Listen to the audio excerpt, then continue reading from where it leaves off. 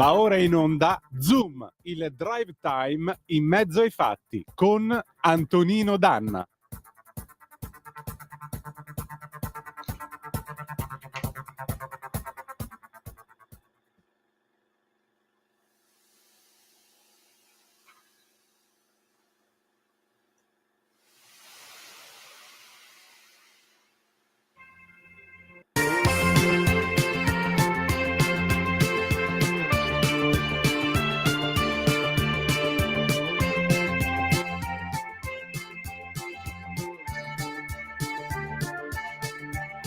Passammo l'estate su una spiaggia solitaria e ci arrivava l'eco di un cinema all'aperto e sulla sabbia un caldo tropicale dal mare.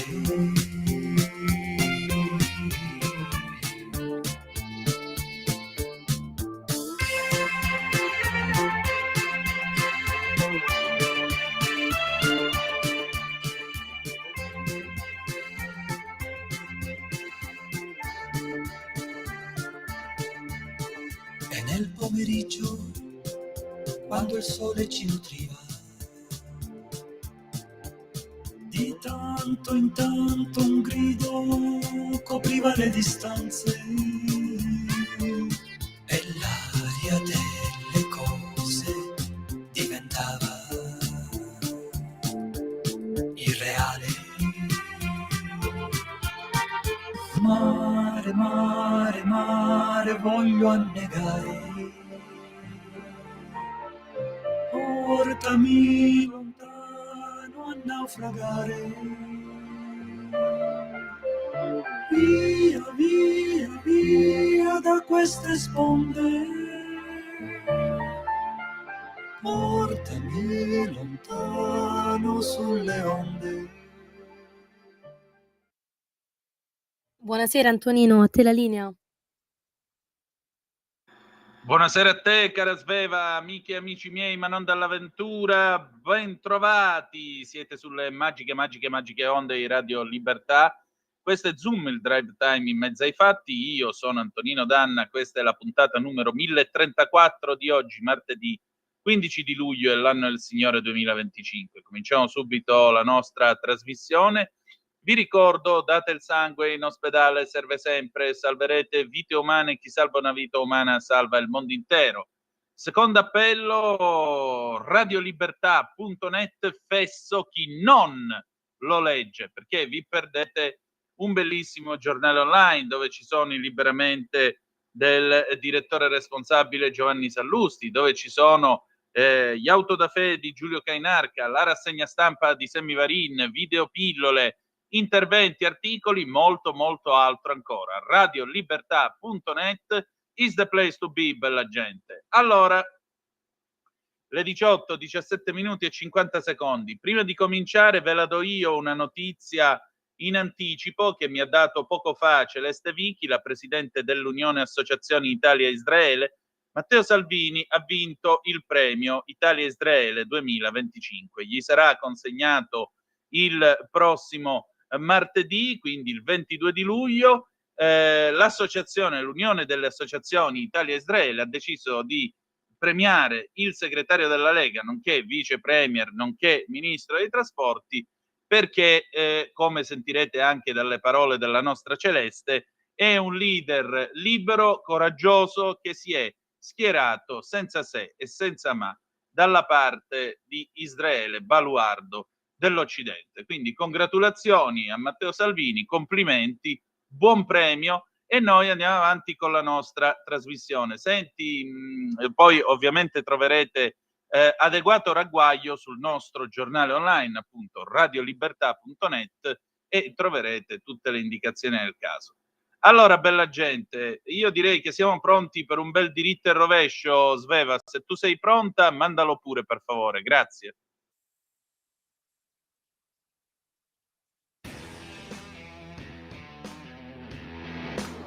Trump, nella sua patetica guasconeria, dimostra di non conoscere le regole dell'economia, ma nemmeno le vicende della storia. Non sa, ad esempio, di aver avuto un predecessore all'inizio degli anni 30 del secolo passato, subito dopo la grande crisi di Wall Street del 1929. Questo predecessore era Reed Smoot, un ricchissimo mormone che aveva fatto i soldi con i metodi disinvolti alla maniera di Trump. Economista dilettante ma determinato, Smoot era certo che a fare crollare l'economia degli Stati Uniti fosse stato l'eccesso di importazioni. Era quindi anche convinto che con l'imposizione di dazi stellari tutto sarebbe andato al suo posto quanto prima. Gli credette purtroppo il presidente Uva che, nonostante l'opposizione di 3.000 economisti americani, approvò l'aumento stratosferico dei dazi. Il risultato di questa operazione fu disastroso. In 3 anni le importazioni USA crollarono del 68% e le esportazioni del 61%. Il PIL degli Stati Uniti si dimezzò. Per fortuna nel 1934 il nuovo presidente USA Roosevelt ridusse i superdazi con trattative bilaterali con gli altri stati. E gli USA, debilitati dalla cura demente del tipo di quella che oggi sta imponendo Trump, ricominciarono a crescere vigorosamente. Pierluigi Magnaschi, sempre implacabile con il suo diritto e rovescio. A proposito, avete sentito il pezzo iniziale, Summer on a Solitary Beach, dell'immenso Franco Battiato, anno di grazia 1981, pezzo straordinario che vi invitiamo a riscoprire insieme a tutto il resto dell'album, che è Ça va sans dire, la voce del padrone, bellissimo disco. Allora, noi adesso ci prepariamo ad avere come gradita ospite l'onorevole Giovanna Miele tra poco. Nel frattempo io vi do qualche notiziola d'agenzia. Sulla 1 purtroppo è successo un dramma. Auto si ferma nella galleria travolta da un camion, 3 morti. Ferite una donna e una bambina, morto anche il cane a bordo dell'autovettura. L'incidente è avvenuto all'interno della galleria di base del tratto di A1, compreso tra Firenzuola e Badia in direzione Bologna. L'autostrada è stata riaperta, ci sono 7 chilometri di coda in smaltimento. Ancora l'Ucraina, Trump, non sono ancora pronto a una rottura con Putin, il Cremlino, andiamo avanti con la guerra, i mal di pancia dei MAGA, non è la nostra guerra, scoppia la polemica. Antonino, scusami, Sì? quando vuoi, scusami Sigla. l'interruzione, abbiamo Vai l'onorevole. tranquilla. Sigla. Qui Parlamento. Allora, io ho il piacere di ritrovare stasera l'onorevole Giovanna Miele, la ringrazio del suo tempo e della sua cortesia. Onorevole, allora, queste ultime 2 settimane abbiamo visto veramente dei numeri da circo alla maturità. Per fortuna parliamo, almeno nel pezzo che io ho scritto per Italia Oggi, era arrivato a contarne 5, poi non so se ci siano stati altri emuli. 5 studenti che si sono presentati all'orale dell'esame di Stato, che continuiamo a chiamare maturità per farla breve, così ci capiamo tutti, e hanno detto: vabbè, siccome tanto io con i crediti sono a posto, vengo qua, faccio scena muta volutamente perché voi non mi avete capito, i voti fanno schifo, generano competizione, voi non siete umanamente, diciamo così, vicini a noi, e quindi di conseguenza io faccio scena muta. Il ministro Valditara, bontà sua, per quest'anno non ha potuto fare nulla, ma ha potuto già annunciare che alla prossima maturità chi proverà a fare il rivoluzionario col sedere al coperto finirà bocciato. Onorevole, ma perché queste cose? Soprattutto 5 su 500.000 di maturandi. Ma di che cosa stiamo parlando?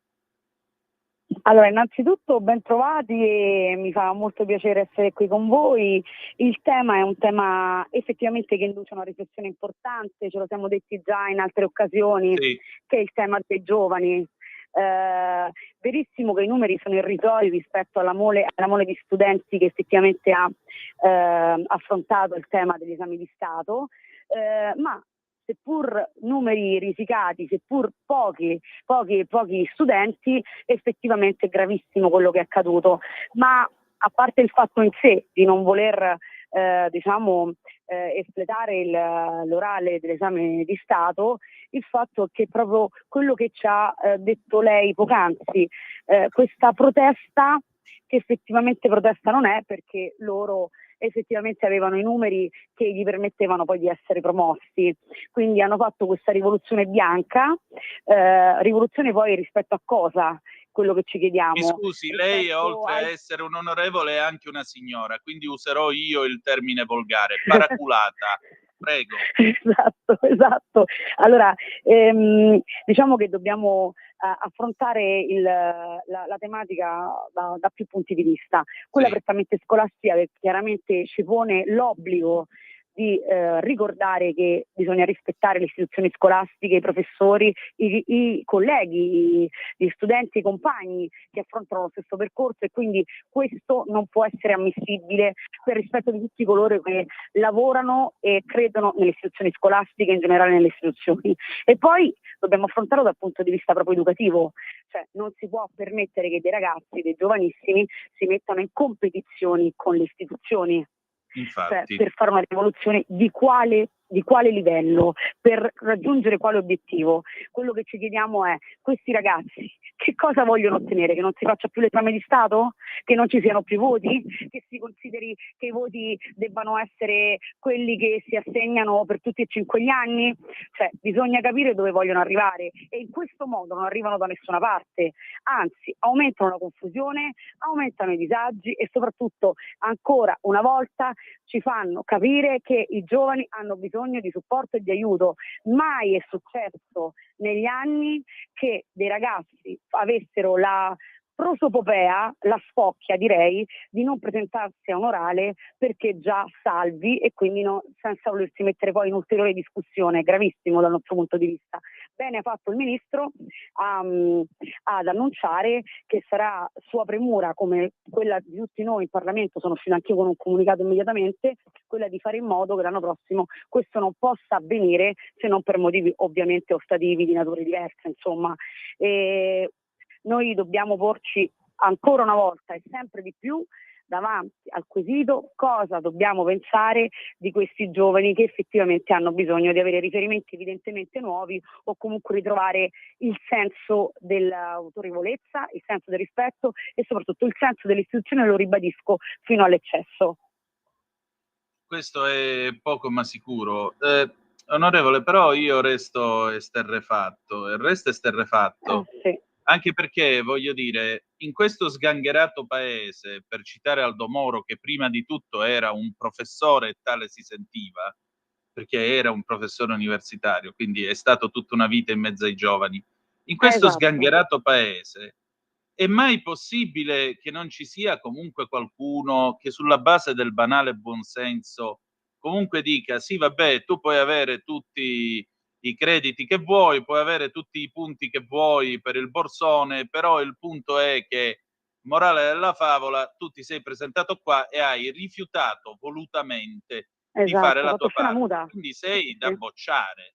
Perché non c'è nessuno che ha avuto il coraggio in ogni caso di dire: vabbè, sai che c'è, vattene a casa, torna a fare il quinto anno malgrado Allora, tutto. diciamo che anche qui si pone una questione che poi, tra le altre cose, è di natura ovviamente prettamente di diritto scolastico. Effettivamente i crediti erano stati raggiunti, no? Noi sappiamo che abbiamo un sistema a crediti, per cui questi ragazzi avevano i crediti necessari per poter superare l'anno. Non è previsto in maniera esplicativa, così esplicativa, che un comportamento del genere possa essere in qualche modo sanzionato, per cui anche per i professori credo sia stata la prima volta, no?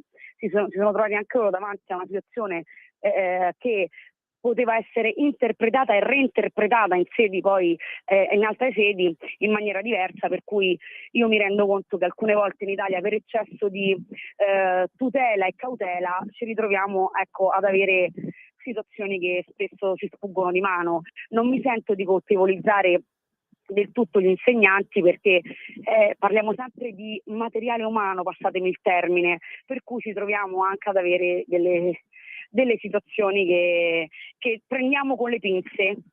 Ecco, Ok? Quindi dobbiamo apprezzo il suo intervenire. understatement. E quindi sta alla politica adesso intervenire per tutelare anche il lavoro degli insegnanti, che ovviamente oggi più che mai è un lavoro oneroso, difficile, complesso e che spesso si va a sostituire anche a quello delle famiglie. Perché Infatti. diciamocela tutta, spesso e volentieri le istituzioni devono sopperire alle mancanze delle famiglie, oggi più che mai. Onorevole, per chiudere la nostra conversazione, e la ringrazio ancora una volta del suo tempo, siccome parliamo di lavoro, come andrà con le assunzioni dei nuovi docenti? Beh, siamo molto felici per le nuove assunzioni annunciate dal Ministro e ovviamente questo va in linea con con i nostri obiettivi governativi, cioè quelli di dare alla scuola la possibilità di non avere più tanto precariato come è stato fino adesso, quindi vogliamo lavorare per le stabilizzazioni, per la continuità didattica e questo per noi è veramente un continuum di assunzioni, soprattutto per gli ultimi concorsi PNRR, ma andremo ancora indietro e siamo soddisfatti. Speriamo di averli in cattedra già da settembre e speriamo che la scuola possa giovare di insegnanti che con le loro stabilità possano dare anche a questi ragazzi quello che meritano in termini di autorevolezza, di educazione e di formazione. È quello che ci auguriamo. Grazie onorevole, buon lavoro. Grazie a voi per tutto quello che fate. Un abbraccio, buon lavoro, buona continuazione. Grazie. Adesso sigla, pubblicità e poi Giuni Russo, lettera al governatore della Libia del 1981. A tra poco. Qui Parlamento.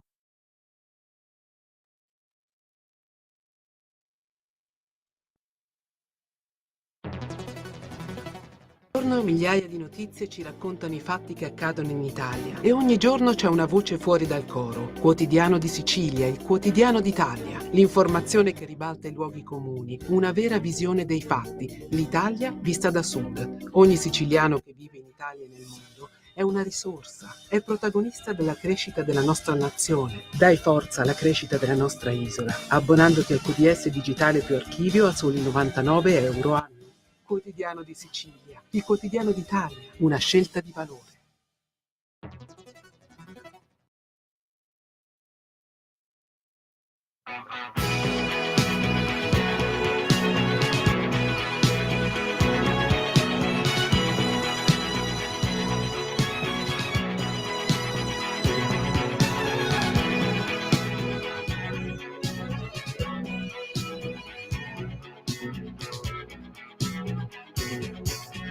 Presso una casa antica e bella, piena di foto di regine e di bandiere, aspettavamo il console italiano.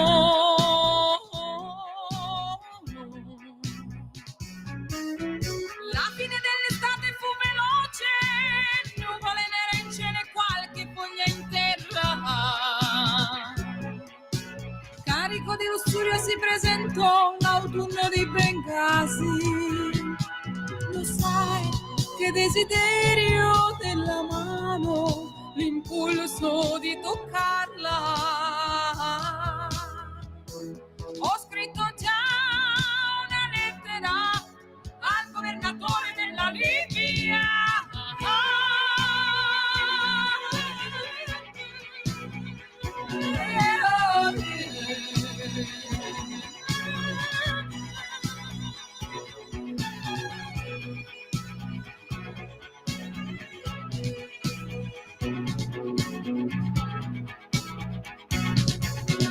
I trafficanti d'armi occidentali passano coi ministri a fianco alle frontiere. Andate a fare la guerra a Tripoli.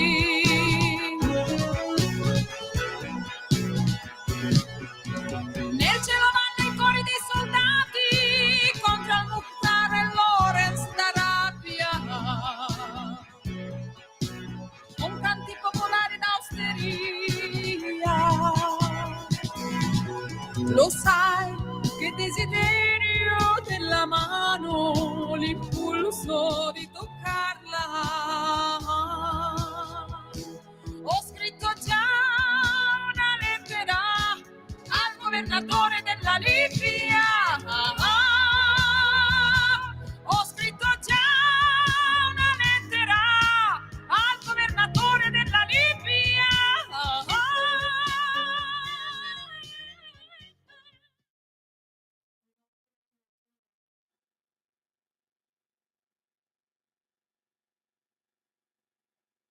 Di nuovo a te la linea, Antonino. Grazie a te Sveva, alle 18:34 minuti e 45 secondi sulle magiche onde di Radio Libertà. Antonino Danna al microfono con voi per Zoom, il drive time in mezzo ai fatti. Vi do un altro aggiornamento che arriva dall'ANSA. La Lega è al lavoro per introdurre nuove norme in grado di prevenire e reprimere ogni genere di fenomeno criminale. Il decreto sicurezza varato dal governo è stato solo il primo passo, ne seguiranno altri. Dalla tutela processuale per chi si difende e difende le persone per bene, alla proposta della Lega sulla procedibilità d'ufficio per i reati più odiosi come il furto con destrezza. Così all'ANSA Nicola Molteni e Andrea Ostellari, rispettivamente sottosegretari all'interno e alla giustizia. Avete ascoltato prima Giuni Russo con lettera al governatore della Libia del 1981. Perché? Perché adesso noi diamo la parola a Felice Manti. Felice Manti, inviato del Giornale, collega stimato e di estrema qualità, si è occupato in questi giorni dei giovani Maranza che giocano a fare i terroristi e il problema è che non giocano affatto. Questa è gente che ci crede davvero a far saltare per aria grattacieli, bus e qualsiasi cosa. Oltre a ciò, sapete che in Inghilterra nei giorni scorsi Jeremy Corbyn, il trombato segretario del Labour, ha ben pensato di mettersi assieme agli islamisti per fondare un partito di sinistra islamico. Ecco, il problema è che questa idea viene accarezzata anche da 5 Stelle, Alleanza Verdi e Sinistra e il PD che plaude all'iniziativa. Io ne ho parlato con Felice Manti e gli ho chiesto: adesso che cosa succede? State a sentire che cosa ci siamo detti. Vai pure Sveva. E allora, torna tra noi stasera, graditissimo ospite come sempre, l'amico e collega Felice Manti, valentissimo inviato di Il Giornale. Allora Felice, io ti ringrazio del tuo tempo perché volevo parlare con te di 2 pezzi che sono usciti, uno ieri e l'altro oggi, 15 di luglio, a proposito del mondo islamico. Tu ieri scrivevi, e mi sembra che i 2 pezzi siano concatenati, poi correggimi se sbaglio: l'allarme dei servizi sui Maranza jihadisti, così i baby terroristi fanno scuola sul web. L'ultimo caso a Milano, arrestato un 16enne iraniano che si definiva incubo dei grattacieli, niente meno. E stamattina tu fai un pezzo nel quale dici una cosa molto sottile e aggiungerei anche molto inquietante.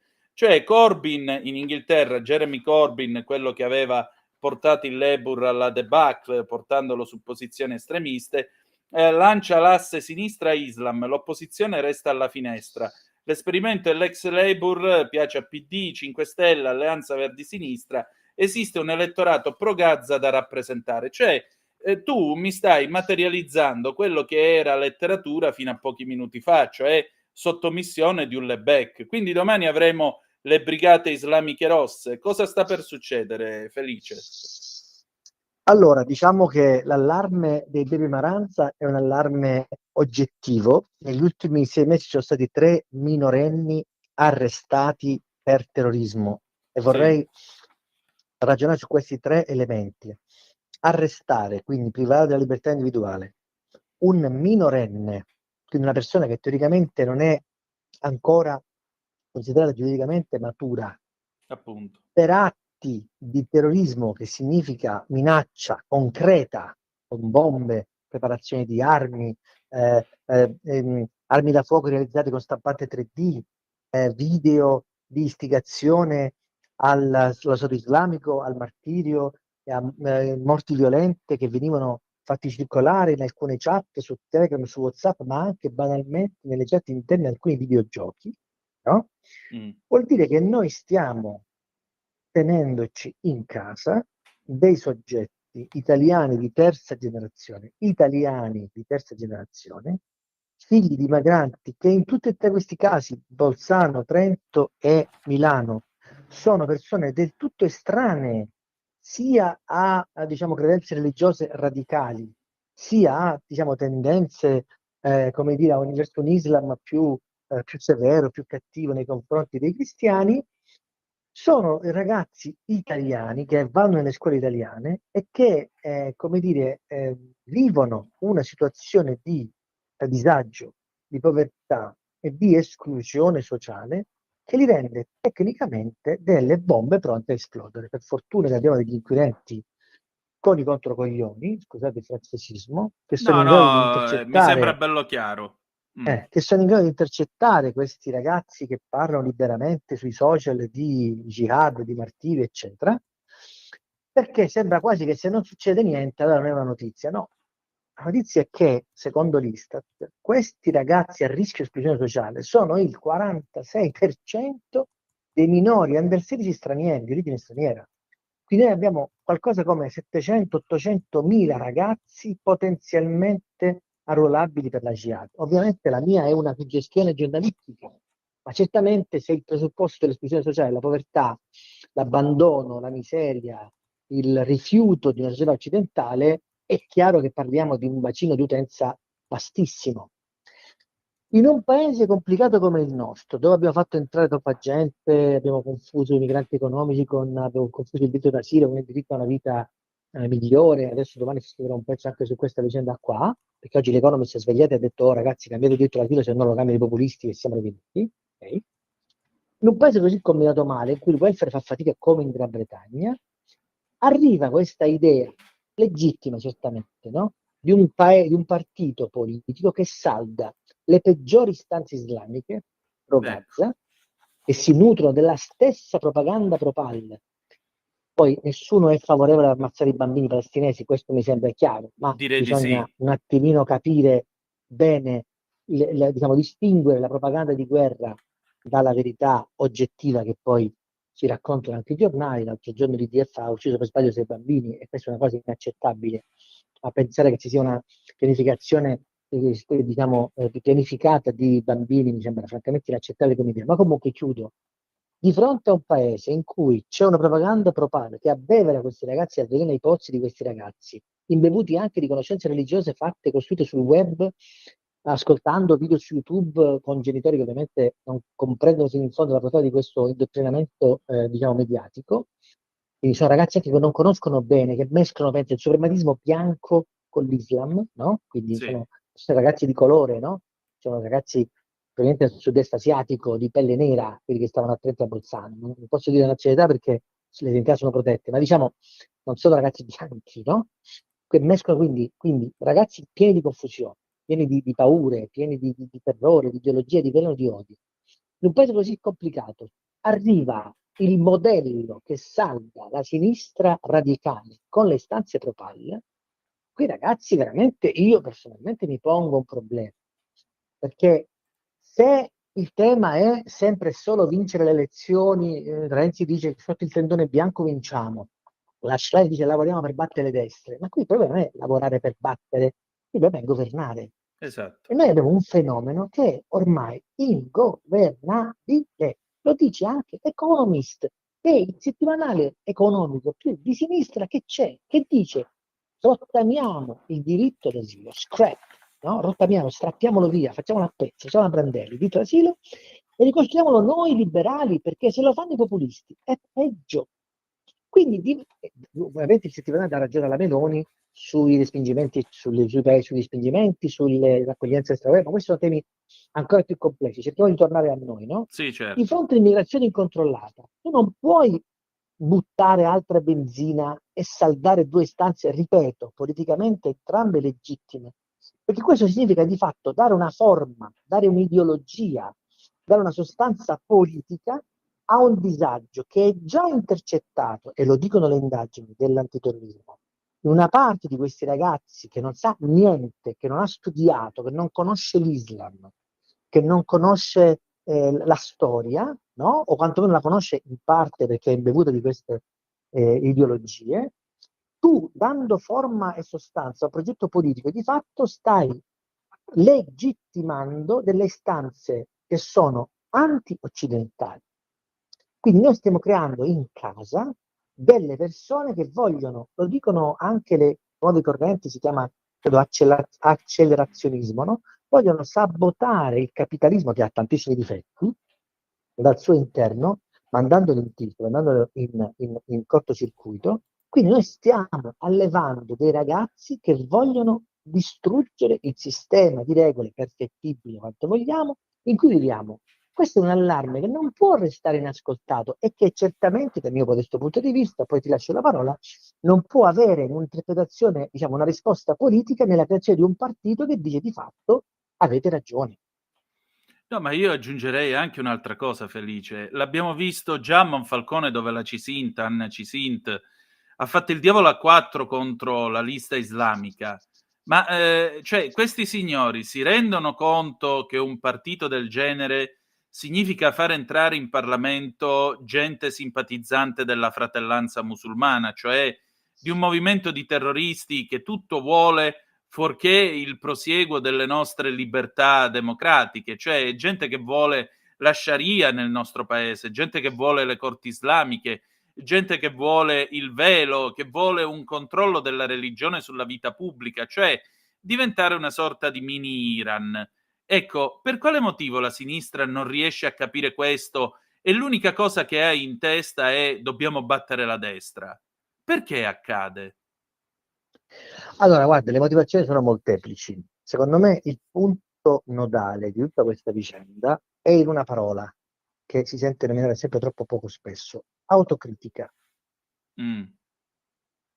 L'altro giorno la Cassazione ha condannato i CPR, ma i CPR li ha voluti il centro-sinistra. Cioè, noi oggi lavoriamo per smontare un sistema che ha voluto il centro-sinistra e non c'è nessuno centro-sinistra che dice: oh, abbiamo sbagliato a confondere il diritto d'asilo, a far entrare tutti indiscriminatamente, a impedire che diciamo di distinguere, di separare il grano dall'olio, le persone che venivano veramente a lavorare in Italia, che cercavano veramente un'opportunità, una possibilità, anche senza il diritto di asilo, da quelli che invece venivano scientemente per creare evidentemente le precondizioni per far saltare tutto il sistema, perché noi lo sappiamo, tantissimi criminali si sono macchiati di gravissimi reati al Bataclan, a Molenbeek, a Berlino, a tutti gli altri attentati degli Stati Uniti d'Europa, sono arrivati con i barconi dall'Italia e sono passati dall'Italia, da Sesto San Giovanni. Quindi non è che il legame tra immigrazione clandestina e terrorismo è un legame, come dire, indimostrabile. È stato ampiamente dimostrato. Questo non significa che tutti quelli che arrivano dai barconi sono terroristi, evidentemente. Ma se non si fa attenzione a chi stiamo facendo entrare, come per esempio facendo questa idea dell'Albania, che diciamo di cui mi sono occupato più volte, questa idea che questi soggetti possono essere, le loro domande di asilo, vere o false, possono essere vagliate fuori dalle frontiere, vuol dire in qualche modo provare a fare una discrimine, a ragionare, a separare il buono dal cattivo. E anche l'idea che questa demonizzazione di questi CPR che ha avuto la sinistra arrivi oggi a distanza di 12 anni, 15 anni dalla loro nascita. E quando si arriva a teorizzare che questi poveretti che fanno il CPR, che sono, ricordiamo, persone che hanno commesso dei reati, violenze, stupri, omicidi, assassini, qualsiasi cosa, e quindi sono destinatari di un provvedimento di espulsione perché indesiderati, la sinistra legittimamente, evidentemente, risponde a un'istanza del tutto spalmata espressamente sui loro diritti, che sono evidentemente sacrosanti, ma senza prendere in considerazione fino in fondo un equilibrio tra il loro legittimo diritto all'asilo, ammesso e non concesso che ce l'abbiano dopo aver commesso reati odiosi, e il diritto alla sicurezza di questo paese. Perché poi torniamo al discorso del terrorismo. Se non si sta attenti, qua ci scoppia un Bataclan in casa. E poi che facciamo? Ci battiamo il petto? Ripeto, No, l'Economist poi fa un cantiamo ragionamento molto Imagine. semplice. L'Economist fa un ragionamento molto semplice. O il nuovo diritto d'asilo lo gestiamo noi liberali, o meglio, oppure lo faranno i populisti alla Donald Trump, peggio, chiudendo le frontiere, strappando i migranti che con fatica sono riusciti a farsi una posizione in questo paese, che contribuiscono alla ricchezza di questo paese, che realmente sono interessati ad avere una vita dignitosa in questo paese, di lavorare e non vogliono tornare in patria, se non dopo un percorso. E quindi migranti la cui volontà di rimanere in questo paese e di contribuire alla ricchezza di questo paese è suffragata appunto dalla loro esistenza, oppure rischiamo veramente di dover fare, diciamo, buttare il bambino con tutta l'acqua sporca. Questo sarebbe inaccettabile in un momento in cui questo paese mostra purtroppo la corda sul discorso della natalità, sul discorso della fuga dei cervelli, sul discorso delle opportunità di questi ragazzi che vanno sempre via perché non trovano in Italia condizioni per lavorare, quindi stiamo diventando un paese che esporta cervelli e importa criminali. Ragazzi, ma prima o poi questo sistema salta per aria. E poi che facciamo? Bella Quindi domanda. l'ambizione del giornale e diciamo, di tutti gli osservatori di questi fenomeni non è dire io sto con Israele, me ne frego dei bambini palestinesi, non è questo il tema. Il tema è se si continua a corroborare persone fragili, imbevute di odio, con questa idea che il male sia solamente in Israele, quando in realtà ovviamente anche Hamas e la Palestina hanno delle grandissime responsabilità. Quando si continua a polarizzare il discorso spostando tutta l'attenzione giustamente sui bambini palestinesi, dimenticandosi che invece il problema è anche un rapporto malato tra la popolazione palestinese e Hamas, che certamente rappresenta in qualche modo per alcuni, e rappresenterà sempre di più purtroppo, un miraggio, una capacità di riscatto. Se non capiamo che la portata devastante dell'Islam è proprio quella di dare a questi ragazzi fragili un'idea di riscatto, di rivincita rispetto a un Occidente che non li vuole o che non li ha saputi prendere o comprendere, noi stiamo creando le precondizioni per l'autodistruzione.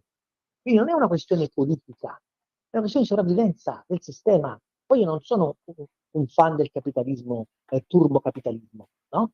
E vedrai, lo dico con ragion veduta, che la prima enciclica di Papa Leone XIV, che è veramente una delle poche speranze per questo Occidente, come lo era in parte anche il presidente Pontefice, io sono ragionalmente certo che l'intelligenza artificiale, l'immigrazione, il lavoro e l'uomo saranno centrali nel pontificato di Papa Leone XIV, e sono ragionalmente convinto che dal Papa arriveranno dei valori di ragionevolezza da una posizione di altissimo profilo che dovranno portare a un ripensamento complessivo di questo diritto all'asilo. Non dimentichiamoci, chiudo, che il diritto all'asilo nasce nel dopoguerra per i danni del comunismo, o quantomeno per impedire che i poveri, come dire, quelli che scappavano dalla Russia fossero poi costretti a tornare in Russia e finire nei gulag. Quindi il comunismo è sempre stato il grande problema degli ultimi 80 anni di storia, come è stato il nazismo evidentemente. Non possiamo pensare che siamo nell'Europa del 50, degli anni 60. Questa è un'Europa che non è in grado di tollerare i 900 milioni di persone che legittimamente cercano un posto dove vivere. Non è possibile, non possiamo, non è più tollerabile.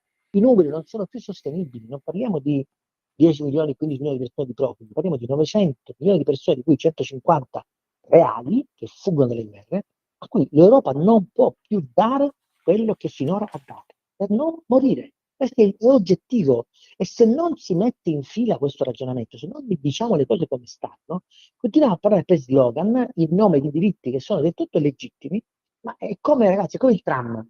Sul tram più di 8 persone non possono salire, perché il tram non cammina. E quindi siamo a questo livello qua, siamo in questa situazione qui. Felice, ma secondo te la società italiana ha gli anticorpi contro il jihadismo? No. Cioè finiremo sottomessi col burqa? Allora, io lo dico, qui provo a, diciamo, essere un po' più diciamo, buono, o quantomeno non così serio, no? Sì. Io dico sempre che in un paese come l'Italia l'Islam non può attecchire, perché figurati se tu puoi imporre il digiuno per 40 giorni a delle persone, o imporre a delle persone di pregare. Noi siamo profondamente cattolici, e qui certamente lo dico con ironia, no? Perché Sì. la religione cattolica, viva Dio, è la religione più permissivista del mondo, no? Facciamo peccare, tanto poi il Signore ci perdona. Lì invece la religione è molto più spietata, quindi io non credo che l'Italia sia un paese in cui l'Islam può veramente attecchire. Qui, ovviamente, ripeto, è un aspetto ironico. In generale dico però che certamente la fascinazione che l'Islam, o meglio, la narrazione più cattiva, più feroce, più anticristiana, che è certamente presente nell'Islam, per come viene rappresentata, rischia di riuscire ad attecchire in questi ragazzi che, per colpo di sistema scolastico che non funziona, per colpo di un ingresso indiscriminato che non ha consentito l'integrazione completa e migliore di tutti questi soggetti, lasciandone qualcuno per strada, possa saldarsi con dei sentimenti, ripeto, legittimi, con delle visioni politiche che sono legittime, perché il diritto di imporre la propria religione agli altri è un diritto. Poi è chiaro che devi misurarti col consenso, e se non trovi il consenso resti fuori dal Parlamento. Qui purtroppo la sinistra continua a voler ospitare dentro il suo corpaccione tutta una serie di istanze anti per fare una specie di massa critica, no? E a un certo punto poi prima o poi questa contraddizione enorme scoppierà, perché io voglio vedere, come lo scrivo già oggi, come si fa a difendere il diritto degli omosessuali, legittimi evidentemente, con l'Islam che gli omosessuali li butta dalle torri, no? Com'è possibile Sì. trovare un partito in cui ci sono gli islamici e gli omosessuali? Non funziona, no? E non può funzionare. L'idea di ospitare e di assecondare le pulsioni legittime o meno delle minoranze, metterle insieme e fare massa critica, non funziona più. E non può più Infatti. funzionare, perché al tempo stesso da destra si stanno purtroppo saldando alcune istanze forcaiole antimigranti populiste. Ci sono troppi diciamo pensatori e troppi odiatori, no? E troppi populisti che ovviamente legittimamente, ma ignobilmente come la sinistra, cercano consensi solleticando la pancia delle persone, rischiano di essere più funzionali, perché è più facile purtroppo oggi come dire, predicare odio che predicare accoglienza, rispetto e integrazione. Ed è anche vero che nel momento in cui tu suborni l'identità occidentale dicendo via la crocifisso, ma sì al burqa, perché il burqa è religioso, no al velo alle suore, sì al velo alle ragazze, è chiaro che si fa un'operazione, come dici giustamente tu, di sottomissione alla Welbeck, Sì. che è certamente prodromica alla cancellazione dell'Occidente, che poi è il vero pensiero, diciamo, intimo di ogni islamico, perché legittimamente l'Islam, come dire, una corrente importante di pensiero dell'Islam predice la cancellazione. Lo Stato islamico cos'è? Lo Stato islamico è Daesh, tanto per intenderci, è un'Europa completamente islamica, in cui le donne Infatti. sono sottomesse. Ricordiamoci cos'era l'Afghanistan nel 1975, prima che arrivasse la Le donne rivoluzione, avevano la no? minigonna. Ragazzi, cioè, E l'Iran noi abbiamo, pure. e l'Iran pure, noi abbiamo conosciuto l'Islam moderato, l'abbiamo visto, Come dove no? era possibile contemperare entrambe queste pulsioni. Oggi questa possibilità non c'è più, perché purtroppo sta prevalendo un Islam più radicale. Qui non è un fatto, ripeto, politico o religioso, ma è un fatto storico. Un fatto storico. Sì. Felice, senti, so che il tempo stringe per te, però ho un'ultima domanda per te.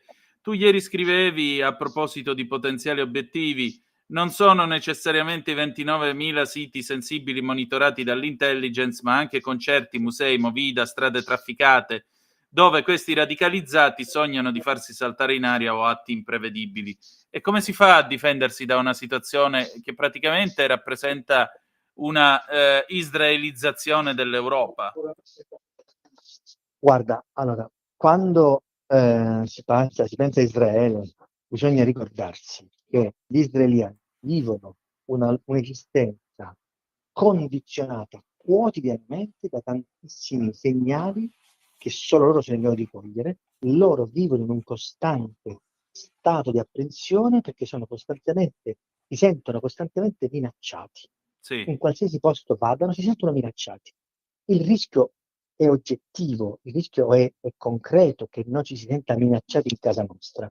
Ed è proprio per evitare che i populisti governino questo sentimento che diciamo, l'Italia moderata, la politica moderata, tolga, come dire, congeli queste istanze populiste da destra e da sinistra, per concentrarsi realmente sulla visione di un paese, del paese che vogliamo. E qui, ripeto, si ragiona solo ed esclusivamente in un'ottica elettorale. Manca una visione politica, almeno da una parte dell'emisfero, diciamo, dell'emiciclo, manca una visione politica, manca un'idea di quello che potrebbe essere l'Italia del futuro, mentre mi sembra che questo governo in qualche modo, un'idea legittima o meno, condivisibile o meno, ce l'abbia. La sinistra pensa solo a vincere le elezioni. sì, Immaginate cosa sarebbe oggi l'Italia se a gestire i flussi migratori, il caso Al-Masri, l'Ucraina, la Cina, Gaza, chi di altro sa che cosa, ci fosse la Schlein che oggi dice una roba, poi domani dice un'altra, poi Conte dice un'altra, poi Conte dice un'altra ancora. Immaginate cosa sarebbe un partito antisemita al governo in questo paese, perché le pulsioni antisemite a sinistra sono vive e vegete, purtroppo. sì, è E questa è vero. una cosa che l'Italia non può tollerare. E questo non significa difendere Israele e difendere i crimini di guerra che qualche qualcuno sta oggettivamente compiendo, creando i presupposti perché quel conflitto non si risolva mai. Qui si tratta di essere ragionevoli, non si può mettere Israele nello stesso calderone delle questioni legate a Gaza, bisogna separare le questioni. Io ricordo cosa diceva la Malfa: l'Occidente si difende dalle mura di Israele. Questo è un pensiero che ancora oggi noi dobbiamo continuare a perseguire. Questo non significa, ripeto, assecondare gli errori che sta commettendo Netanyahu, gli orrori che sta commettendo Netanyahu, ma significa separare le due questioni. Perché la guerra non la vuole nessuno. Nessuno vuole la guerra, io non la voglio la guerra. Ma questo non fa di me un idealista pacifista che dice no alle armi e basta. Perché è facile dire no alle armi, è facile dire non ammazzate i palestinesi, è facile dire venite tutti. E poi? E così come è facile dire venite tutti, è facilissimo dire andate via tutti. È facilissimo dire diamoci le armi, fatevi la guerra. È facilissimo dire chiudiamo i porti. E poi? E questo è il quesito con cui ci lasciamo. Felice, grazie del tuo tempo e grazie del tuo intervento. Grazie a te. Stai ascoltando Radio Libertà, la tua voce libera, senza filtri né censura. La tua radio. אוויר הרים צלול לקיים וריח אורני נישא ברוח ארבעים עם כל פעמונים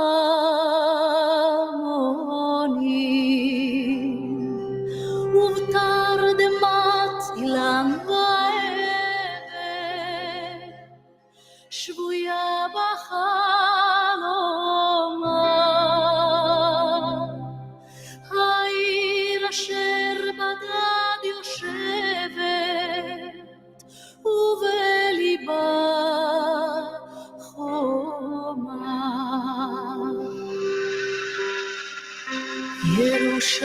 ירושלים של זהב ושל נחושת ושל אור הלא לכל שירייך אני כינור ירושלים של זהב ושל נחושת ושל אור הלא לכל שירייך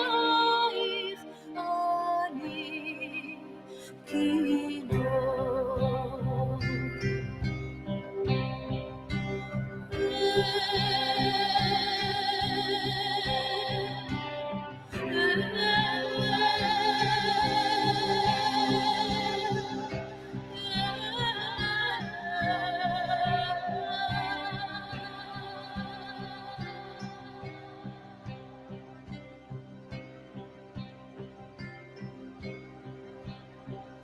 חזרנו אל בורות המים, לשוק ולכיכר.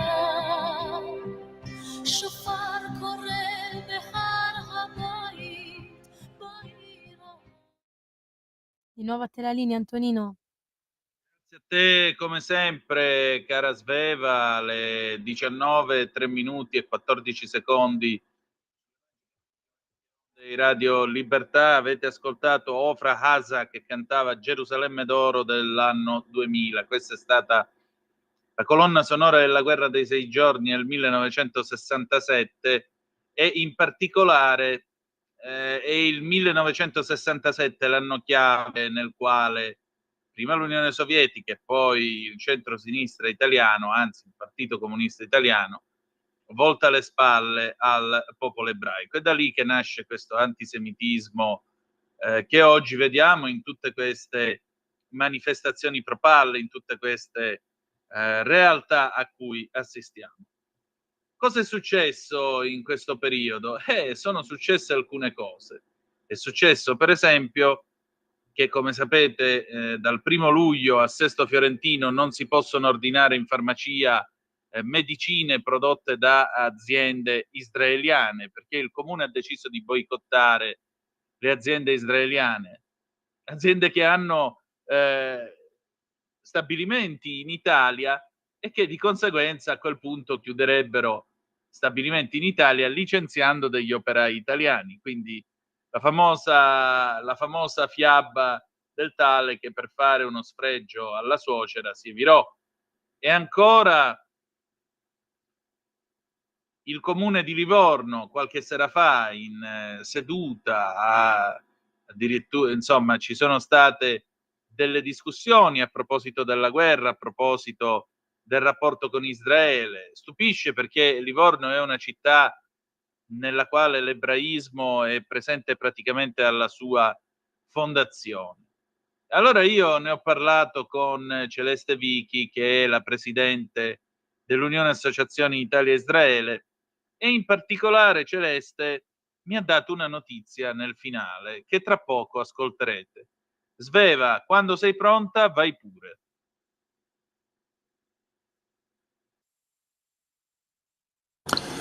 E allora, la gradita ospite di questo Faccia a Faccia stasera è Celeste Vichi, presidente dell'Unione Associazioni Italia-Israele, e io la ringrazio perché Celeste è stata spesso nostra ospite e stasera torna perché ha scritto un'interessante lettera al sindaco di Livorno. Celeste, che cosa è successo? Innanzitutto buonasera a voi, a Radio Libertà, grazie nuovamente per l'invito. E brevemente è accaduto che il Comune di Livorno ha adottato una mozione per la chiusura e l'interruzione dei rapporti diplomatici con lo Stato di Israele. Diciamo che a dare il via a tutto questo è stata già a suo tempo la regione Puglia, che poi è seguita anche ad altre regioni, l'Emilia Romagna, altri comuni d'Italia, che con sfumature di tipo diverso hanno approvato queste mozioni o atti di indirizzo appunto per interrompere ogni forma di relazione istituzionale con il governo israeliano, ma anche con le università, le imprese israeliane. Quindi diciamo che la mozione che è stata adottata dal Comune di Livorno si muove un po' sulla falsariga di questi atti già adottati appunto nelle regioni, e si tratta di una mozione proposta dal Movimento 5 Stelle, che è stata poi anche adottata dal PD e dalle forze del centro-sinistra cittadino, quindi AVS, e poi alcune liste di Potere al Popolo e anche alcune liste collocate nell'estrema sinistra cittadina.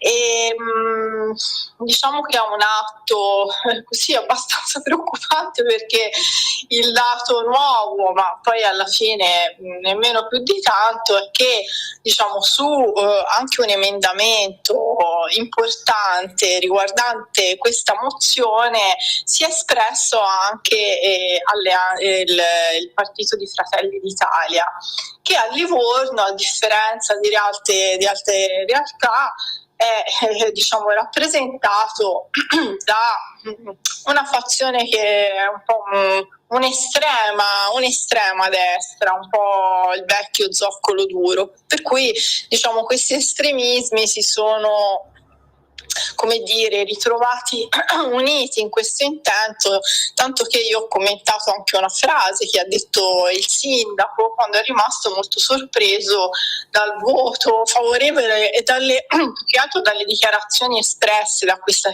consigliera Madio e da un altro Palumbo di Fratelli d'Italia, più che altro da questa Madio, e in cui diceva: noi ci ricordiamo bene perché lei a suo tempo Mosco era molto vicina anche alle manifestazioni pro-Pal, diceva a finire che spostandosi così prepotentemente a destra ce la ritroviamo a sinistra, e infatti l'estrema destra e l'estrema sinistra si sono ritrovate d'accordo in questo fil rouge anti-israeliano, e onore al merito devo dire che l'unico consigliere, lo voglio nominare, che ha cercato di riportare questa surreale anche così discussione nel Consiglio livornese è stato il consigliere Di Nelli, sempre di Fratelli d'Italia, e quindi anche Fratelli d'Italia diciamo si è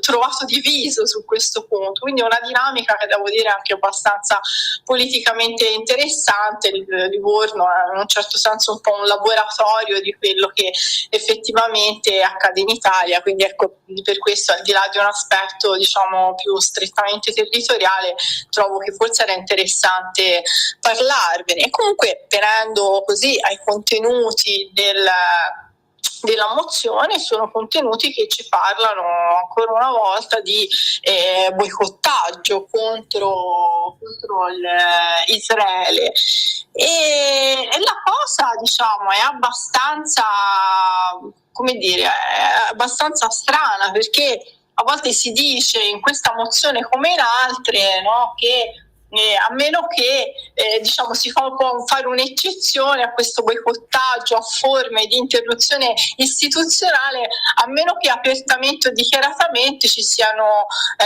volontà motivate di organizzare iniziative per far cessare il massacro dei palestinesi o prendere diciamo distanze dal governo israeliano, no? Cioè siamo arrivati a una sorta di come ha scritto molto bene un mio amico dell'associazione 7 ottobre, sembra quasi una sorta di ravvedimento peroso. Certo. Che si chiede alle persone, no? E comunque diciamo questo è il contesto in cui noi ci troviamo.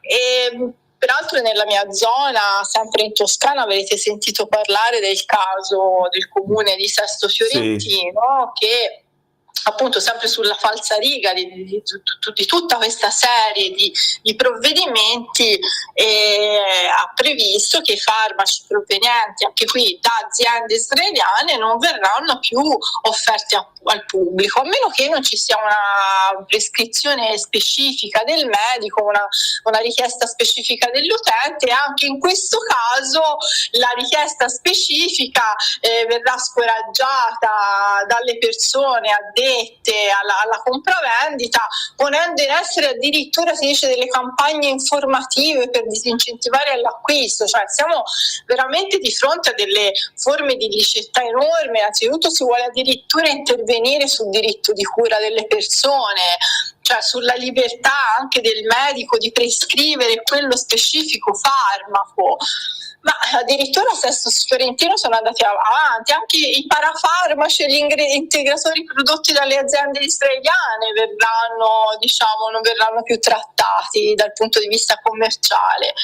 E quindi questo regola ogni regola di concorrenza, e tutto perché Israele viene considerato colpevole di tutte le sofferenze, l'orrore, va detto, anche della popolazione palestinese che sta vivendo. Quindi sulla base di questo si stabilisce che si debbano colpire delle imprese, ma c'è una differenza sostanziale tra il voler colpire il governo israeliano e le imprese. Sono due cose totalmente diverse. Cioè, che senso ha andare a colpire delle imprese? Cioè, è indubbio che dietro tutto questo c'è una forma di antisemitismo, che è l'antisionismo, che è l'odio contro Israele, e purtroppo queste forme di boicottaggio ci riportano ai tempi più bui della storia.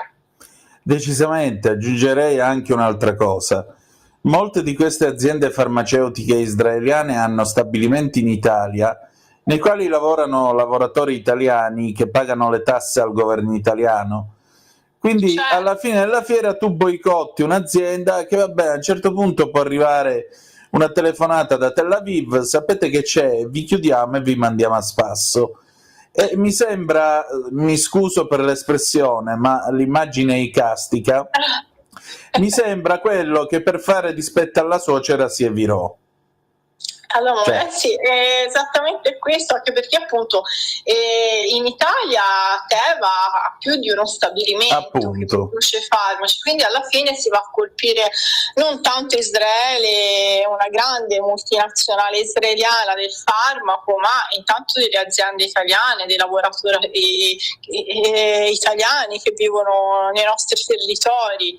Oltre al fatto che poi Teva in sé, che è la maggiore casa farmaceutica, produce dei farmaci molto, molto importanti contro il Parkinson, per altre malattie degenerative importantissime. Quindi anche questa forma di interruzione di rapporti, quindi commerciali, ma anche nelle università è molto preoccupante, soprattutto nelle università che dovrebbero essere luoghi di confronto libero, di manifestazione del pensiero. Ecco, chiudere su questo, come ha riconfermato peraltro, porto un altro esempio che viene purtroppo dalla mia regione, della Toscana, come ha riconfermato anche il senato accademico dell'Università di Pisa proprio pochissimi giorni fa. Tanto per gradire. Beh, toglimi una curiosità, Celeste, sbaglio o Livorno ha una storia fortemente intrecciata con l'ebraismo? No, non sbagli affatto, la comunità ebraica livornese innanzitutto è una parte integrante, sostanziale della città di Livorno, unica città, una delle poche, anche Pisa, in cui non esisteva il ghetto, proprio perché il Granduca Leopoldo adottò delle famose leggi livornese che consentivano all'epoca la libertà di culto a chi proveniva da tutti i luoghi del mondo, quindi fu Livorno momento di attrazione per tutti gli ebrei sefarditi, e di lì c'è stata un collegamento enorme con la città. Ma quello, ritornando ai giorni nostri, quello che spaventa è stato proprio anche il richiamo proposto da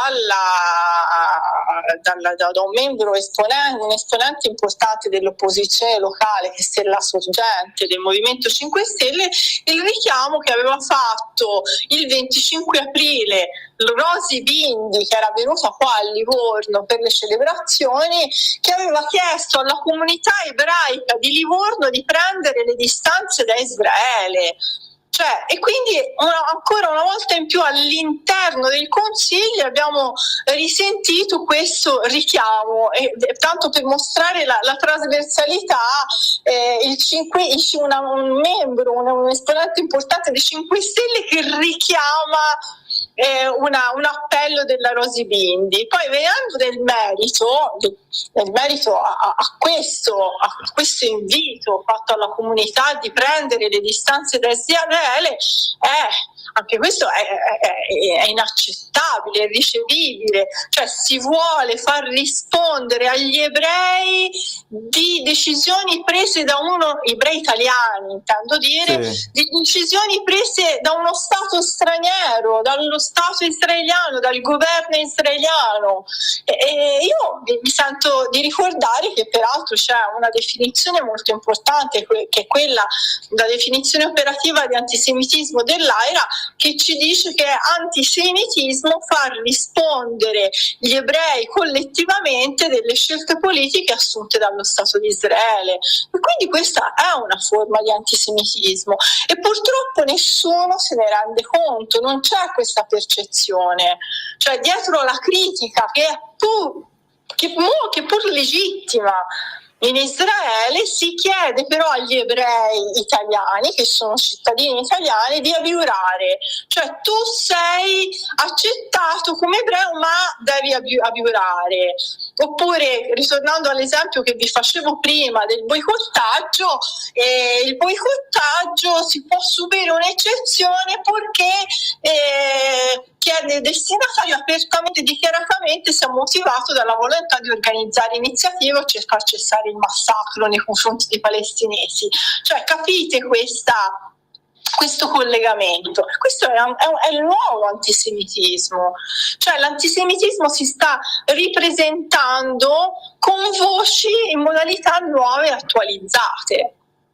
Decisamente, il clima è da 1938, tra l'altro mi pare di capire che ormai siamo al campo largo dell'antisemitismo, ma la sinistra non era quella realtà che difendeva i diritti di tutti?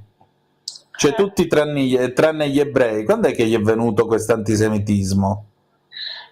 Questo è un antisemitismo di ritorno che affonda le sue radici in tempi, diciamo, relativamente recenti, con l'antisionismo insorto nel 1967 dopo la guerra dei 6 giorni, perché comunque bisogna ricordare che la Russia nel 1948 fu uno dei paesi che all'inizio riconobbe la legittima esistenza dello Stato di Israele, poi cambiate le condizioni nel 67 con la guerra dei 6 giorni, l'allineamento di Israele con gli Stati Uniti, e la Russia cominciò a modificare la sua, diciamo, posizione. Dietro le segrete stanze del Cremlino si è costruita tutta la narrativa e lo storytelling anti-israeliano. Si è creato al tavolino un popolo palestinese che non esiste. Il popolo palestinese non esiste, i palestinesi, questo lo voglio dire perché non ne parla nessuno nella storia, i palestinesi esistevano, ma erano gli ebrei che si trovavano nel mandato della Palestina e stabilito dopo la prima guerra mondiale. Erano inglesi, erano ebrei che abitavano in quella zona e uno Stato della Palestina era già previsto allora che doveva essere la Giordania. E quindi quelli che oggi chiamiamo palestinesi sono arabi che erano destinati a vivere in Giordania. Bisognerebbe, diciamo, avere una cognizione della storia molto più profonda per capire le origini di questo conflitto che oggi ha portato a quello che vediamo. Celeste, tu hai qualche novità da Israele? Cioè, dopo la guerra dei 12 giorni, che clima c'è nel paese? È difficile dirlo. Israele innanzitutto è un paese democratico, quindi quello che vediamo è anche ciò che la sinistra spesso dice: ma ci sono già tantissime voci che parlano, che sono contro Netanyahu, le manifestazioni contro Netanyahu. Sì, certo, li potete vedere proprio perché Israele è un paese democratico, l'unico paese democratico di tutto il Medio Oriente. Ora, dopo la guerra dei 12 giorni, comunque c'è nella popolazione, ho amici, c'è anche tanta stanchezza, anche i nostri amici israeliani sono molto stanchi. Si auspica di arrivare presto a una guerra, alla fine della guerra, di arrivare presto quantomeno intanto un'estensione di una pace e la normalizzazione con alcuni paesi del Medio Oriente. Cioè la guerra dei 12 giorni ha ricreato un nuovo equilibrio all'interno del Medio Oriente. Israele indubbiamente ha vinto il conflitto, dopo l'Iran è stato completamente ridimensionato dal punto di vista delle sue forze, la sua potenzialità nucleare. Il regime siriano è stato rovesciato, è stato Hezbollah, non esiste quasi più, e questo scenario pare, vi voglio dare una buona notizia qualora non l'abbiate ancora letta, e pare che presto si possa arrivare anche un'estensione degli accordi d'Abramo alla Siria. Quindi siamo di fronte ad un cambiamento epocale, quindi Israele diventerà veramente se non lo fosse già stato, diventerà veramente il nuovo Stato più importante e principale, il regolatore di tutte le politiche nel Medio Oriente. Manca solo l'Arabia Saudita. L'Arabia Saudita manca, e anche questo è un fatto non da poco, perché voglio ricordare a tutti i vostri ascoltatori che il 7 ottobre non a caso è scoppiato pochissimi giorni prima quella che doveva essere la ratifica degli accordi di Abramo dalla Arabia Saudita. L'Arabia Saudita aveva un valore enorme perché avrebbe sancito, voi dovete pensare, l'Arabia Saudita non è solo l'Arabia, ma rappresenta il mondo islamico, è la Mecca, cioè l'Arabia Saudita sta alla Mecca come Roma sta al Vaticano. Certo. Capito? Quindi questo avrebbe completamente rovesciato i rapporti, ricreato una pace, una normalizzazione dei rapporti tra Israele e il mondo arabo-sunnita, e il mondo invece islamico sciita come quello dell'Iran sarebbe stato tagliato fuori. E poiché l'Iran ha sempre finanziato Hezbollah, ha sempre finanziato Hamas, a quel punto ecco ti spiegato il 7 ottobre, cioè impedire veramente la creazione di una pace.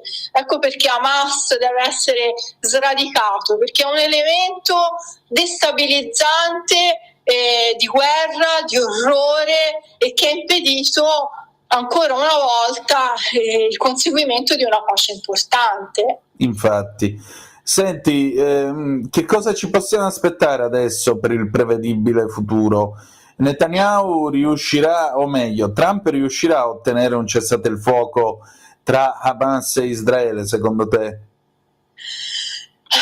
È sempre è un difficile dirlo, è difficile dirlo, anche perché la condizione essenziale di cui purtroppo non parla più nessuno è la restituzione ancora di più di 50 ostaggi in mano di Hamas, e questa è la precondizione. Degli ostaggi non si parla, non solo di ostaggi vivi, ma si sta anche parlando delle salme, certo, degli ostaggi e delle salme di coloro che sono morti. Israele pagherà anche per quello. Io ho letto che per il solo rilascio di 10 ostaggi vivi Israele sarà pronto a liberare per ciascun ostaggio 100 criminali terroristi che stanno scontando la loro pena nelle carceri israeliane, e che, torno a dire, erano stati sottoposti a un regolare processo, perché Israele comunque è un paese democratico. Quindi tutto molto continuerà a essere, diciamo, anche subordinato alla restituzione degli ostaggi. E voi invece cosa continuerete a fare?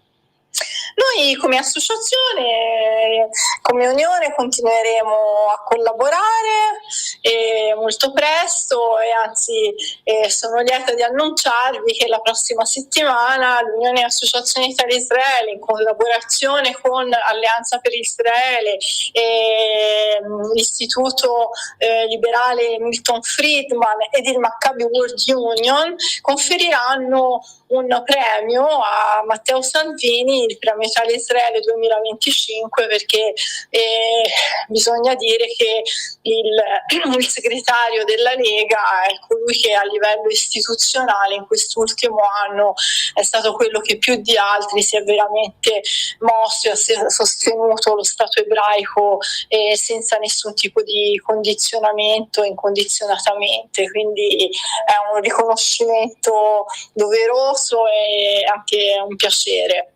Mi fa molto piacere, devo dire la verità. Quando è che glielo darete? Glielo daremo martedì della prossima settimana, e ci sarà una cerimonia di consegna alla Camera dei Deputati. Ah, che bella notizia. Allora, Celeste, grazie intanto. Sono contento che tu lo abbia voluto dire qui ai nostri microfoni. Insomma, siete i primi a saperlo. Grazie. E insomma, al piacere di risentirci presto. A presto, grazie a voi e ci risentiamo. Buon lavoro. Stai ascoltando Radio Libertà, la tua voce libera, senza filtri né censure, la tua radio.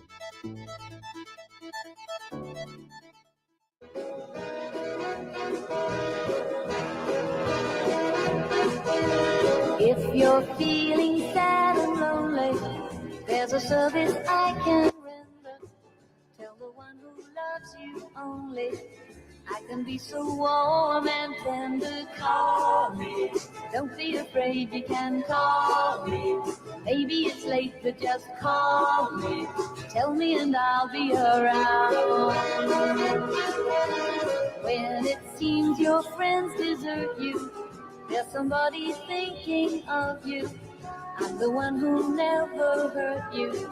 Maybe that's because I love you. Call me, don't be afraid, you can call me. Maybe it's late, but just call me. Tell me and I'll be around. Don't forget me, 'cause if you let me, I will always stay by you. You gotta trust me, that's how it must be. There's so much that I can do. If you call, I'll be right with you. You and I should be together. Take this love I long to give you. I'll be at your side forever. Call me, don't be afraid, you can call me. Maybe it's late, but just call me. Tell me and I'll be around.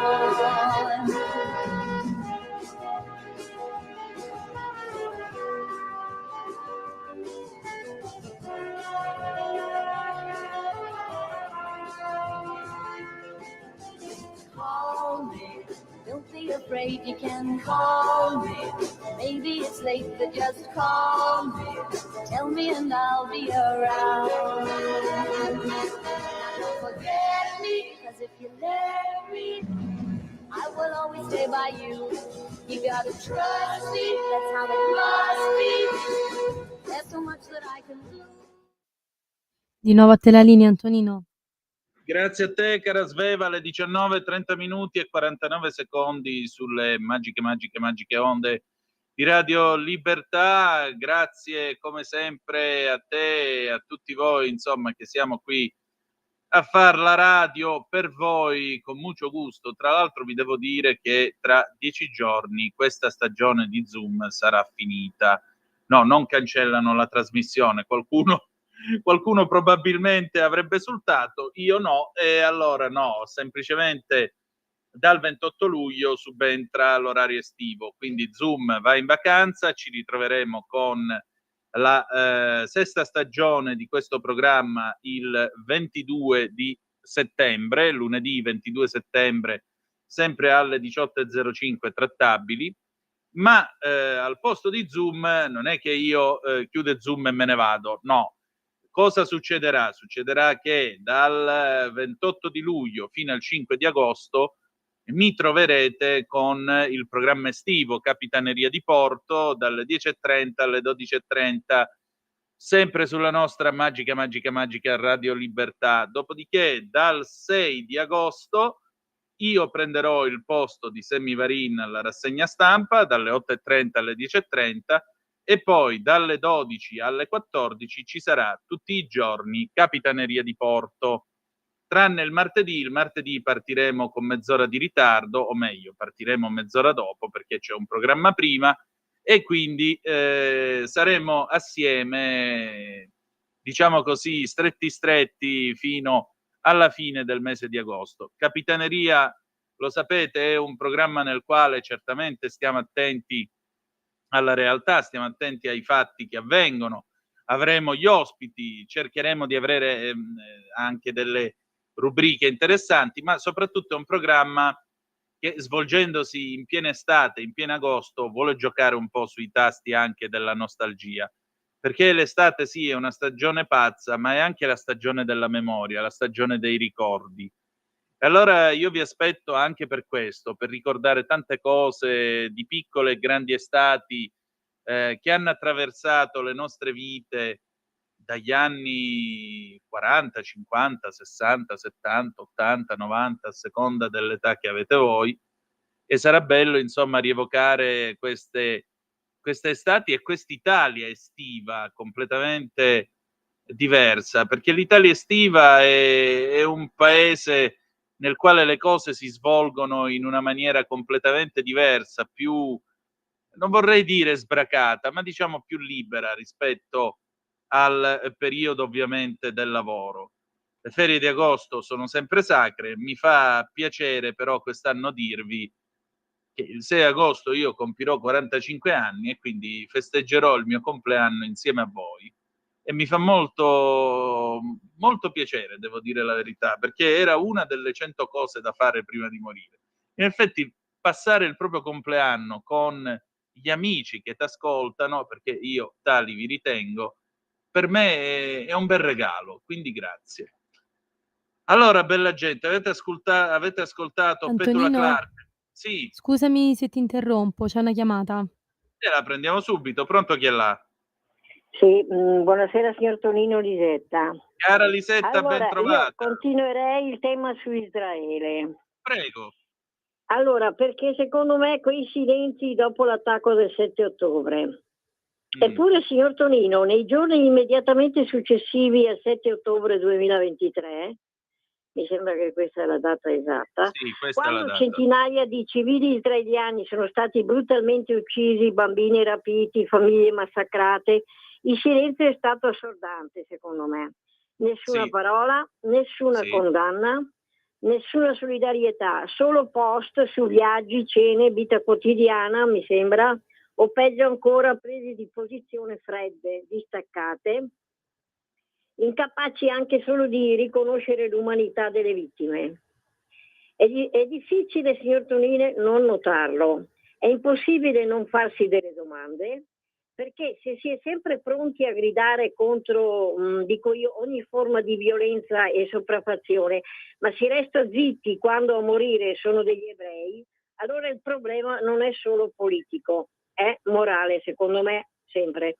Questo silenzio, signor Tonino, selettivo, dico io, questo doppio standard, questo attivismo a senso unico ha un nome e non serve nemmeno pronunciarlo.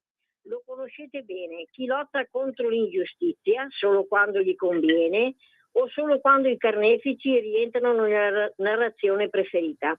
Non è un difensore dei diritti umani, è qualcos'altro, signor Tonino. Il dolore non ha bandiere e l'indifferenza in certi momenti è una forma di complicità. Pensateci. Tutto qua, io la saluto e buona serata.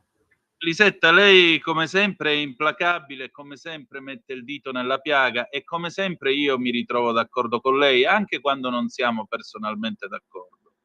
E stasera credo che abbia detto tutto quello che c'era da dire e io la ringrazio per quello che ha fatto, perché molto spesso quando si parla di Israele c'è sempre quello che si alza e dice vabbè, i servi dei sionisti. Purtroppo esiste anche gente convinta di questo.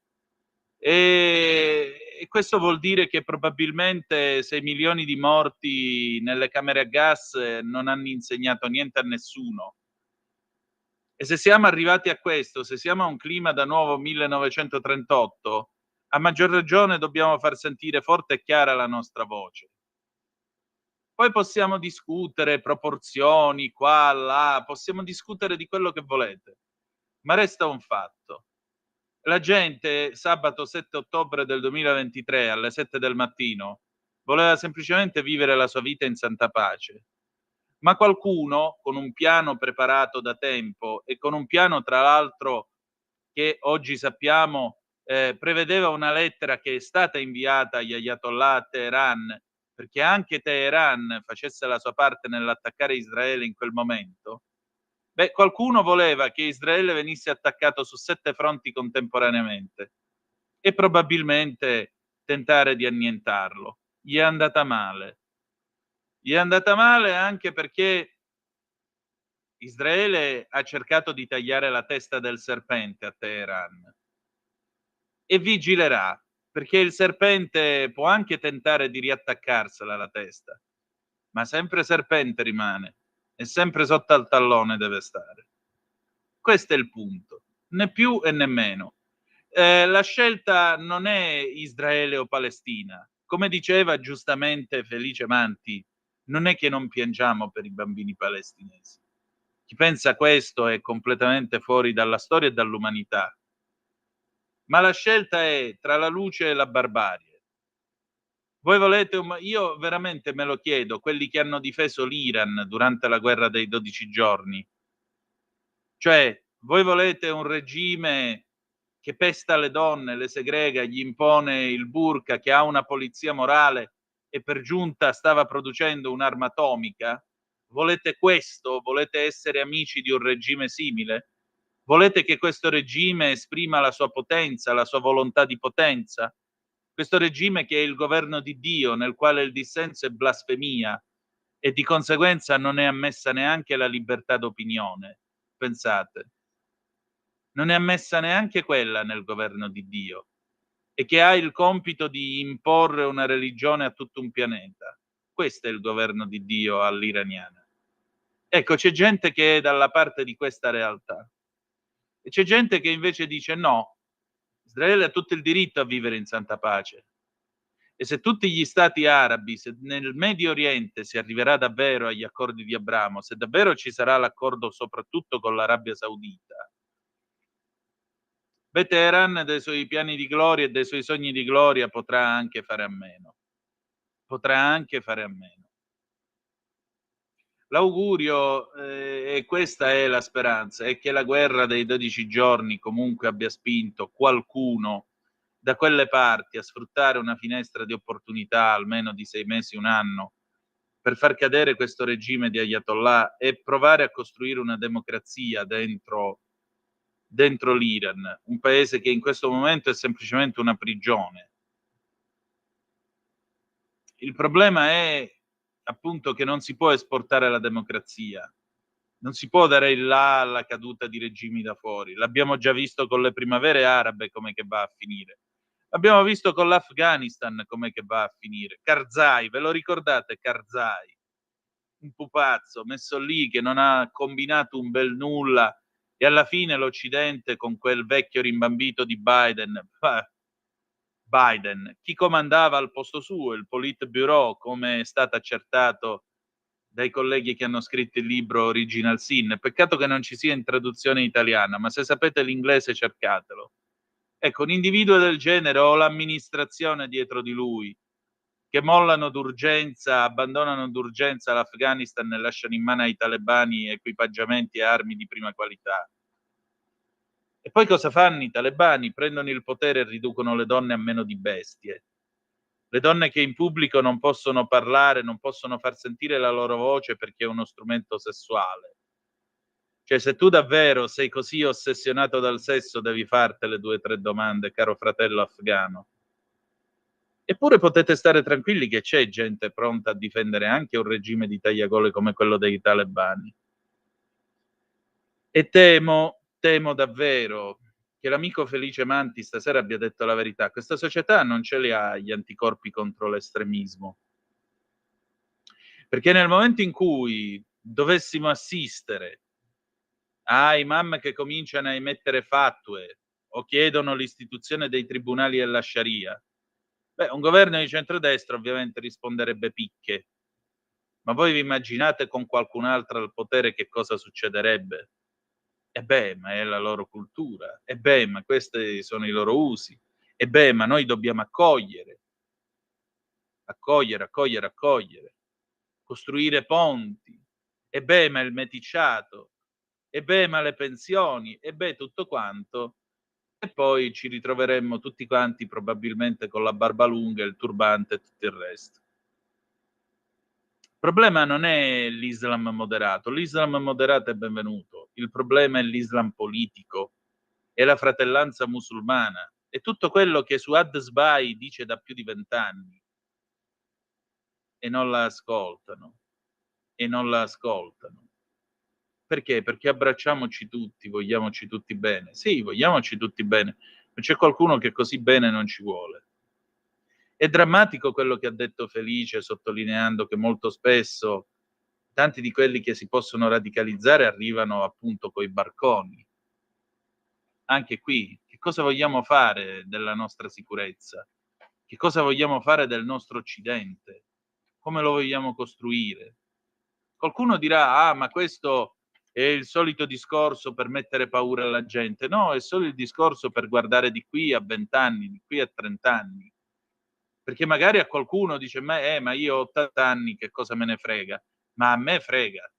Ci dobbiamo crescere i nostri figli e i nostri nipoti in questo mondo. Io non voglio arrivare nel 2050 in Italia ad avere 70 anni e trovarmi i tribunali con la Sharia, o ad avere le imposizioni su come devono andare vestite le italiane, perché se no poi, se parlano, la voce è uno strumento erotico. Perché? Perché l'ha detto l'imam di Budrio, l'ha detto l'imam di Sondrio, l'ha detto l'imam di Caltanissette e così via. Attenzione, perché la libertà non è gratis, la libertà non è regalata, la libertà ha sempre un prezzo e per poterla difendere alle volte sono richiesti sacrifici. Tutto qui. Va bene, io volevo concludere, la canzone comunque che avete ascoltato era Petula Clark, Call Me del 1965, una bella canzoncella per introdurre quest'ultima parte, ma noi per questa sera abbiamo finito. Io voglio dare il benvenuto a bordo a Simone, che sta facendo scuola guida in regia insieme a Sveva. Caro Simone, welcome. Spero tu non ti sia spaventato stasera. Noi chiudiamo qui la nostra trasmissione, vi ringrazio. Dopo di noi poi ci sarà Aria Fritta alle ore 20, penultima puntata di questa sesta stagione. Il 23 settembre ritornerà con la settima, sfavillante e scintillante come non mai. Domani replica alle 17:30. Noi chiudiamo e ci salutiamo con Umberto Bindi, Arrivederci del 1955. Dammi la mano e sorridi. E ci si ritrova domani alle 18:05 trattabili sulle magiche onde di Radio Libertà. E ricordate che the best is yet to come, il meglio deve ancora venire. Vi ha parlato Antonino Danna. Buonasera.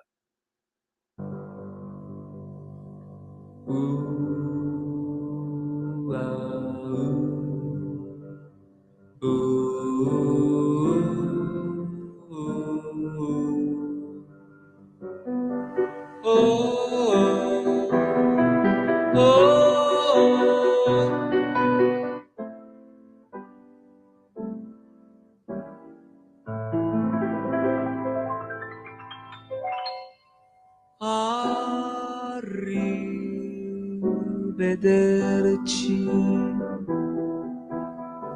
dammi la mano e sorridi senza piangere. Arrivederci,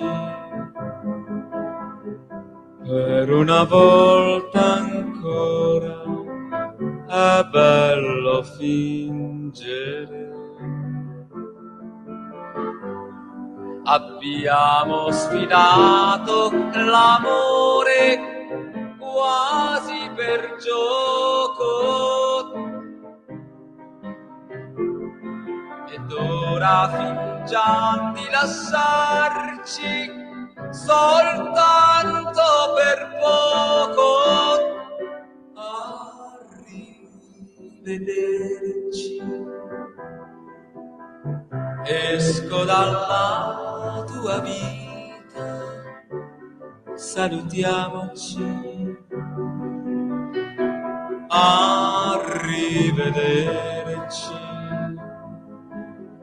questo sarà l'addio, ma non pensiamoci.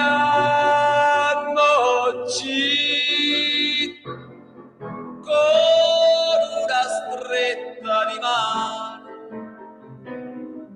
da buoni amici sinceri, ci sorridiamo per dire arrivederci. Arrivederci. Avete ascoltato Zoom, il drive time in mezzo ai fatti.